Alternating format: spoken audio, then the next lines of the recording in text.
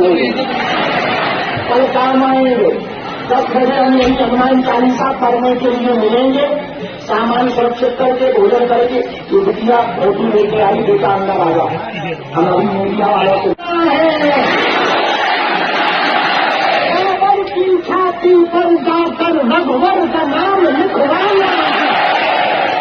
हिंदू राष्ट्र, तुम मुस्कुराते रहो, हंसते रहो, ध्यान रखियो, सुबह जल्दी भोजन कर लियो, तिलक लगा लियो, चप्पल जूता पहन लियो, सामान ले लियो, बच्चे आगे लग जाए, सामान उनमें रख दियो और पानी का